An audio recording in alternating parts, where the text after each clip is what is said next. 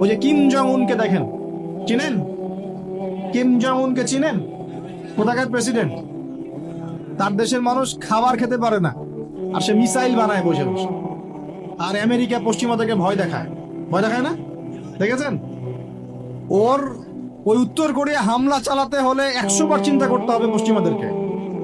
হ্যাঁ, কারণ সে 8-10টা মুসলিম কান্ট্রির মতো না যাদের কাছে এরকম কোন অস্ত্র নাই।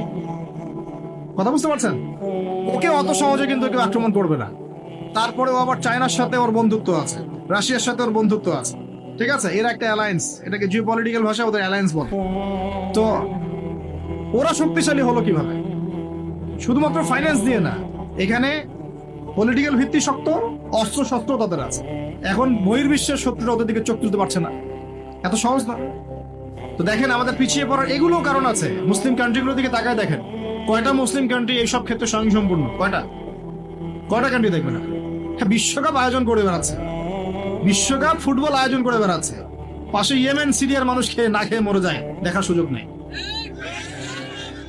কি করছে? ওইখানে বেস ক্যাম্প দিয়ে রেখেছে পশ্চিমাদের জন্য, ওখানে বেস ক্যাম্প ঘাঁটি দিয়ে রেখেছে পশ্চিমাদের জন্য। এবং বহু মুসলিম কান্ট্রি যারা মানে আমাদের কাছে এখন আইডল হয়ে বসে আছে, ভিতরে ভিতরে ইহুদি খ্রিস্টানদের সাথে বন্ধুত্ব করে বসে আছে।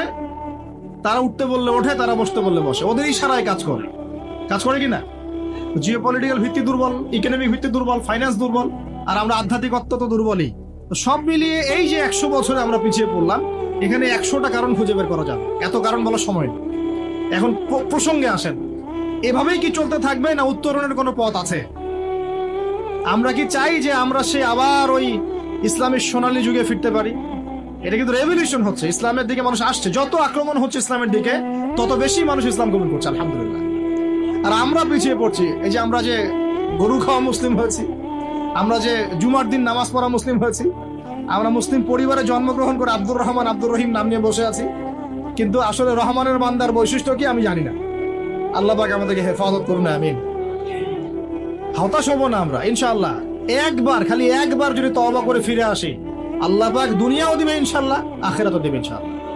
খালি একবার বলতে হবে, আস্তাগফিরুল্লাহাল্লাযী লা ইলাহা ইল্লা হুয়াল হাইয়ুল কাইয়্যুম ওয়া আতুবু ইলাইহি। আল্লাহ, জীবনে যা পাপ করেছি মাফ করে দাও, আগামী জীবনে হায়াতে রিজিকে বরকত দাও, এবং পুরো জীবন যেন ইসলাম পালন করতে পারি, প্রচার করতে পারি, প্রসার করতে পারি, মানুষের মাঝখানে দিনের ভালো কথা বলতে পারি, আল্লাহ পাক দিনের বিজয় যেন অংশ নিতে পারি, সে তৌফিক আল্লাহ পাক দান। আল্লাহ পাক কবুল করার মালিক না? একটা কাপড় ধুতে 1 বালতি পানি লাগে, কিন্তু জীবনের সমস্ত গোনা ধুয়ে ফেলতে চোখের 1 ফোঁটা পানি যথেষ্ট, ইনশাআল্লাহ। আল্লাহ পাক কবুল করে না, আমিন। কিভাবে উত্তরণ হবে? উত্তর 1 নাম্বার, ভাই 10টা পয়েন্ট বলবো, জাস্ট 10টা, জাস্ট বলে দিচ্ছি। বিস্তারিত ব্যাখ্যা আপনারা পরে নিজেরা স্টাডি করবেন। প্রথম কথা হচ্ছে, আমাদের সবাইকে তওবা করে ফিরে আসতে হবে। পারবো ইনশাআল্লাহ?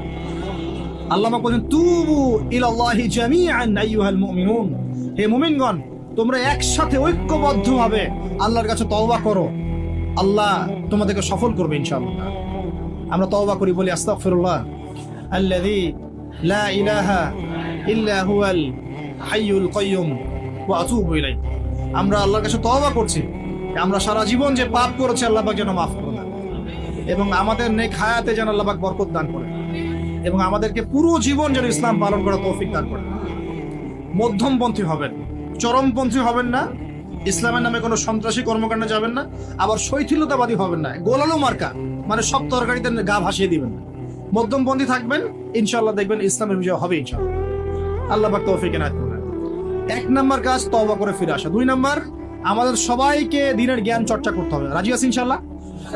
আল্লাহ পাক তৌফিক এনায়েত করুন, আমিন। 3 নাম্বার, অবশ্যই জানা অনুযায়ী সবাইকে আমল করার চেষ্টা করতে হবে, নবীর সুন্নত বাস্তবায়ন করতে হবে। তৌফিক এনায়েত করুন আল্লাহ পাক, আমিন। আল্লাহ পাক আমাকে আগে তৌফিক দান করুন, এরপর আপনাদের সবাইকে তৌফিক দান করুন, যাতে করে আমরা দিনের 24 ঘন্টা প্রতিটা কাজ নবী সাল্লাল্লাহু আলাইহি ওয়াসাল্লামের সুন্নাহ মতো করতে পারি, আমিন।